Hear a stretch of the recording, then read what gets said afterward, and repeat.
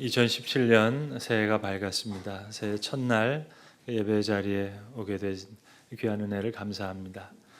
여러분, 우리 한국말이 좀 어려워가지고요. 이 새해가 또 온 겁니까? 다시 온 겁니까? 엎어치나 매치나 그건 비슷한 얘기인 것 같은데, 이 또라는 말과 다시라는 말은 이게 정확하게 얘기하면 다른 말이라고 합니다. 사지선다로 한번 내드릴까요? 2017년 새해가 1번 또 왔습니까? 2번 다시 왔습니까? 3번 또 다시 왔습니까? 아니면 4번 목사님 어제 늦잠 잤습니다. 괜한 거 물으셔서 새해 벽두부터 괴롭게 하지 마세요. 어느 쪽이십니까? 국밥이라는 책이 있는데요. 국밥, 그 먹는 국밥이 아니라 약자입니다. 약자. 국어 실력이 밥 먹여준다. 그런 책인데 그 책에 보면 이 또와 다시 이 말이 다른 말이라고 하는 그 설명을 꼭 해줍니다. 여러분, 꺼진 불은 또 봐야 됩니까? 다시 봐야 됩니까? 네. 또 보면 소용이 없습니다. 다시 봐야 됩니다. 이게 맹고하니 또라는 말은 같다는 뜻이고 다시라는 말은 다르다는 뜻입니다. 그러니까 꺼진 불을 또 봐야 소용이 없고 꺼진 불은 다시 봐야 되는 겁니다. 자, 또 배가 고파요. 또 사고가 나요. 또 꼴찌예요. 똑같은 사건이 계속 빚어지면 그거는 또고 같은 내용이 반복되는 것입니다. 그런데 부족한 점을 채워가면서 다시 시작하는 것. 지난날의 일들을 잘못된 것 부정하고 이제 다시 시작하는 것. 그래서 또 이건 같은 이야기고 다시 이거는 다른 이야기입니다. 그러니 여러분, 또 새해가 찾아온 겁니까? 아니요. 다시 새해가 찾아온 겁니다. 그렇습니다. 다시 맞는 새해입니다. 그러니까 또 먹고 또 자고 또 일어나는 사람에게는 오늘 또 떠오르는 태양 같지만 다시 기도하고 다시 찬송하고 다시 예배하는 내겐 이건 다시 떠오르는 태양입니다. 다시 맞는 하루고요. 다시 맞는 새해고요. 다시 시작하는 새해이고요. 그래서 우리가 또 새해를 맞는 것 같지만 그렇지 않고 다시 새해를 맞는 겁니다. 교회를 개척하고 나서 올해 이제 7번째 맞는 새해거든요. 저도 또 새해 설교를 하려니까 이게 힘들더라고요. 그래서 오늘 다시 새해 설교를 하는 마음으로 성경을 좀 뒤져봤는데 예수님이 새해 설교하신 본문이 있으면 얼마나 좋을까. 또 바울이 혹은 베드로가 새해 설교를 했으면 그대로 설교하면 되겠는데 근데 애석하게 그건 없더라고요. 그리고 곰곰이 생각해 보니까 모세가 새해 설교한 게 있는 거예요. 그게 오늘 본문의 내용입니다. 연초부터 연말까지 여호와의 눈이 항상 그 위에 있느니라. 근데 해석한 건 너무 짧아요. 한 줄로 끝이에요. 그러니까 여기 담겨있는 모세의 마음을 좀 헤아리고 하나님의 마음을 담아서 말씀을 전해야 되겠다 이렇게 생각합니다. 모세가 오늘 이야기하는 이 새로 맞게 될 이스라엘 백성들이 새로 맞게 될 그 새해는 정말 특별한 새해였습니다. 많은 일을 겪게 될 그 새로운 한 해를 놓고 지금 하시는 말씀입니다. 이제 이 해는 요단강을 건너서 가나안 땅에 들어갈 그 해예요. 여리고성이 무너지는 엄청난 사건을 경험하게 될 그 해입니다. 또 아이성이라고 하는 작은 성, 무찌를 줄 알았는데 그만 크게 실패했던 그런 모든 것을 경험하게 될 그 해를 앞에 둔 시점에서 오늘 모세가 새해 설교를 하는 겁니다. 내 하나님 여호와께서 돌보아 주시는 땅이라고. 연초부터 연말까지 너희 여호와 하나님의 눈이 항상 그 위에 있을 거라고. 화가의 빛이 된 아내라는 제목의 책이 있습니다. 우리나라 근현대사의 미술계에 있었던 아주 유명한 최고로 유명한 10분의 화가들에 대한 이야기예요. 아니 그 화가들의 아내에 대한 이야기입니다. 여러분이 잘 아시는 박수근이라든지 이중섭이라든지 김한기 이런 작가들의 아내 되는 분들의 이야기를 썼는데 이 10분의 그 유명한 이 화가들의 그 아내 되는 분들이 다 하나같이 100년 전에 태어나신 분들이니까요. 정말 힘들고 가난하고 어렵게 작품 활동했던 자기의 남편들을 너무너무 사랑한 거예요. 정말 예술 혼을 함께 나눈 그런 동반자에서부터 그늘에서 그저 정말 심겨진 하늘의 미랄처럼 씨앗과 같이 존재하는 그 아내들의 모습을 통해서 화가의 빛이 됐다는 거예요. 정말 동반자가 됐다는 거예요. 여러분, 그 문인이 됐건 화가가 됐건 음악가가 됐던 정말 뛰어난 예술가에게는 한 명도 예외가 없이 그의 예술혼을 함께 호흡했던 그런 동반자가 있었습니다. 사랑하는 사람이 항상 옆에 있었어요. 누군가가 나를 사랑해서 항상 나와 함께 있다. 여러분, 이건 엄청난 힘입니다. 저는 솔직히 오늘 성경 본문을 읽으면서 좀 시시하다고 생각했어요. 좀 그렇지 않아요?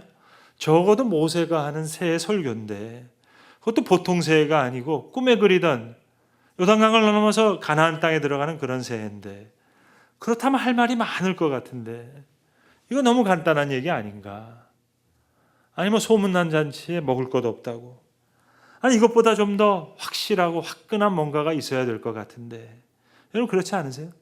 뭐 여리고성 같은 그런 대박 사건이 계속 있을 거라든지 아니면 이 아이성과 같은 어려움, 아간과 같은 죄를 한번 싹 도려낼 수 있을 정도로 애초부터 좀 화끈한 부흥회를 하든지 아니면 좀 더 확실한 청사진 같은 게 있을 법한데 뭐 정치적인 로드맵을 준다든지 아주 구체적인 경제적인 실천 방안을 준다든지 뭐 하실 말씀이 많을 것 같은데 고작 주시는 새해 설교가 달랑 한마디예요. 너의 하나님 여호와가 보살피시는 땅이라고, 돌보아 주시는 땅이라고, 연초부터 연말까지 내 하나님 여호와의 눈이 항상 그 위에 있느니라. 이게 뭐예요, 여러분? 이 정도 가지고 무슨 화끈하게 잘 살 수 있다는 얘기겠습니까? 여러분 그런 생각 안 드세요? 저만의 생각인가요? 그러나 여러분 정말 사랑의 힘을 믿으십니까? 이건 정말 모세의 고백인 거예요. 여러분 모세와 다른 이스라엘 백성들의 차이가 뭘까요? 사실은 별 차이가 없어요. 하나님께서 모세에게 따로 보약 다려 먹이신 거 아니에요. 비밀 금고를 모세에게만 준 게 아니에요. 다 보이지 않는 하나님을 섬겨요. 그런데 모세에게는 이 믿음이 있었던 거예요. 항상 하나님이 나와 함께 계신다. 그래서 이스라엘 백성들이 물이 없다고 원망할 때도 모세는 하나님 앞에 나가서 기도할 수 있었던 거고 이스라엘 백성들이 모세를 죽이려고 한 그 순간에도 모세는 하나님 한 분만을 향해서 내 모든 사정을 아신다는 하나님 한 분 앞에 나아가서 기도할 수 있었던 거예요.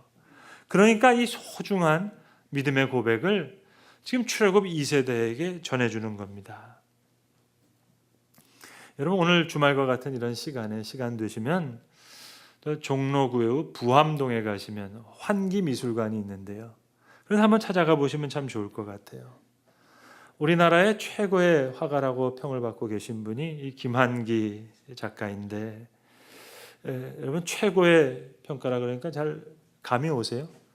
그러니까 미술 경매하면 최고액 받으시는 분, 그분이 이분인데 이 김한기 화백은 김향안이라고 하는 그분의 아내를 빼놓고는 설명할 수가 없습니다. 이 김향안이라는 이분의 아내, 원래 이름은 변동님이에요. 근데 성과 이름을 아예 바꿉니다. 변동님이 누구냐? 우리가 잘 아는 천재 시인이라고 하는 이상의 부인이에요. 이상이랑 결혼해서 사는데 이상이 일본에서 폐병이 걸려서 일찍 죽습니다. 그래서 재혼을 하는 거예요. 재혼을 하는데 딸 셋 딸린 이혼남 김한기랑 결혼을 하는 거예요. 100년 전 분이시니까 얼마나 반대를 많이 했겠어요. 집안에서. 그러니까 성을 바꾸는 거예요. 김씨로. 그리고 향안이라는 이 이름은 원래 김한기의 호입니다. 수화 김한기라고 알려졌지만 원래 그분의 아오가 향안 김한기예요. 고향 향자에다가 편안한 안자를 써서. 그러니까 이 변동님이 그 이름을 내게 달라는 거예요. 그 성을 내게 두고. 그러니까 김한기처럼 살아가는 거예요. 김향안의 이름으로. 정말 뮤즈처럼 예술혼을 함께 하면서. 원래 수필가거든요. 그래서 시인 이상이랑 결혼을 했는데 정말 목숨을 걸어서 미술을 사랑하는 거예요.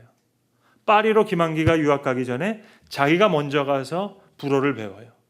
모든 것은 미술에 대해서. 나중에는 그림을 그릴 정도로. 대단한 할머니입니다. 지금은 두 분이 다 고인이 된 지 오래됐지만 그 부암동에 있는 환기미술관도 이 작가가 죽고 나서 이 할머니가 남편을 알리기 위해서 지은 거예요. 눈물 나는 이야기가 많아요. 이 김한기 씨도 글을 잘 썼고 이 김양한 이 여사도 글을 잘 썼는데 정말 두 사람의 글을 보면 정말 서로가 서로를 얼마나 사랑하는지 몰라요. 그 환기미술관에 가면 김한기의 그림이 있고 그 옆에 이 할머니 김양한의 글이 있거든요. 근데 이 글을 알고 이 그림을 보면은요, 그림이 달라 보여요. 이 부부에 대한 사랑을 알고 보면 그런 생각이 들어요. 야, 정말 이 아내의 글이 없었다면 이 작가의 그림이 있었을까 할 정도로 그림이 달라 보여요. 여러분, 이게 사랑의 힘이라는 거예요. 그런데 이 할머니가 대단한 게 아니라 여러분, 뭐 성과 이름을 바꾼 정도가 아니잖아요. 하나님은 인간이 되시고 오늘 성령으로 우리의 마음을 찾아오셔서 때마다 일마다 우리와 함께 동행하신다. 이 땅이 너의 하나님 여호와께서 돌보아 주시는 땅이다. 그 한마디에는 적어도 40년 동안 모세가 경험했던 그의 인생의 고백이 다 담겨져 있는 말이에요. 그래서 그 말씀을 출애굽 2세대에게 주는 거예요. 1세대는 다 죽었어요. 연초부터 연말까지 내 하나님 여호와의 눈이 항상 그 위에 있느니라. 사랑의 힘을 믿지 않는 자들에게는 별 의미 없는 그저 그렇고 그런 이야기겠지만 정말 사랑의 힘을 믿는 이들에겐 그가 나와 함께한다. 그가 나를 안다. 그 마음이 나를 향한다.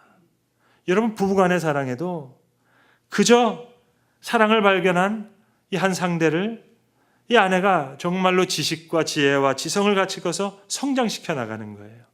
그렇게 사람을 빚어가요. 그러니까 그가 나를 안다. 그 마음이 나를 향한다.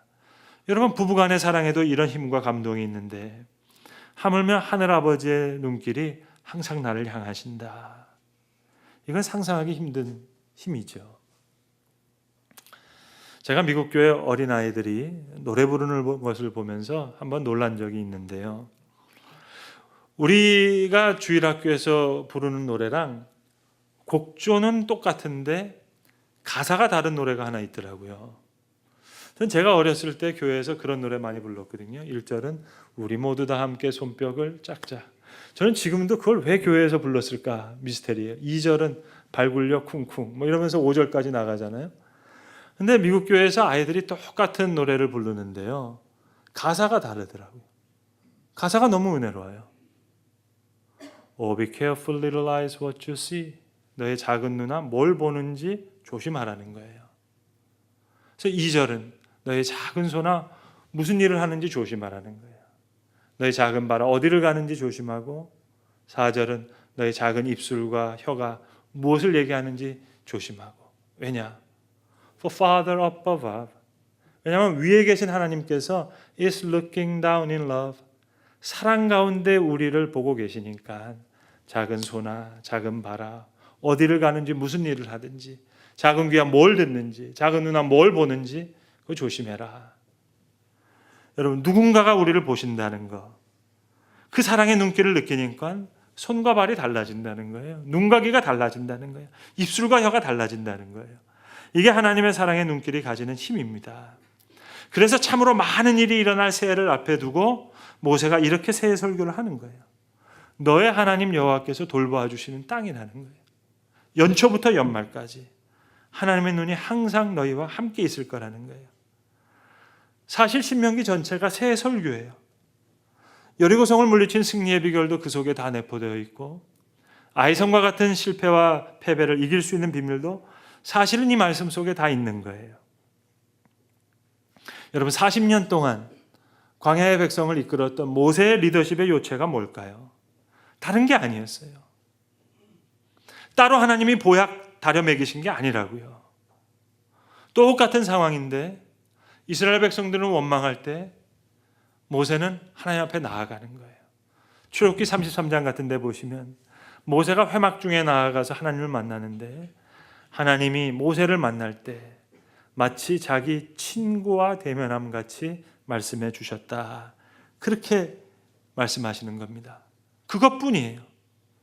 떨기나무 아래에서 하나님을 만나고 그리고 내 발에서 신을 벗으라. 너가 선 곳은 거룩한 곳이다. 그리고 주어진 것, 손에 들려진 지팡이 하나뿐이었습니다. 40년 동안 모세가 가지고 있었던 것, 눈에 보이는 건 지팡이 하나뿐이에요. 이스라엘 백성들은 하나님의 인도하심과 동행하심에 대해서 항상 질문이 많아요. 거기에 대한 의심도 많고 어찌 보면 당연하죠, 여러분. 눈에 보이지 않는데. 근데 모세는 하나님이 나와 함께 하신다는 걸 믿고 있어요. 떨기나무 가운데서 불러주신 하나님께서 사명감을 주셔서 오늘 이 일을 행하신다고 그걸 믿는 거예요. 여러분, 우리가 우리의 삶에 얽히고 설킨 문제가 많이 있는 것 같지만 따지고 보면 사실은 몇 가지로 요약이 됩니다. 정말 하나님이 나를 사랑하실까? 여기에 대한 확신이 없거든요. 정말 내가 겪는 모든 일들을 하나님 정말 알고 계실까? 이게 흔들리거든요. 정말 하나님 선한 길대로 나의 삶을 인도하실까? 여기에 대한 의심이 있는 거예요. 마찬가지예요. 이스라엘 백성들에게도 그 의심이 있었어요. 그런데 모세에게는 믿음이 있는 거예요. 그래서 달라진 거예요.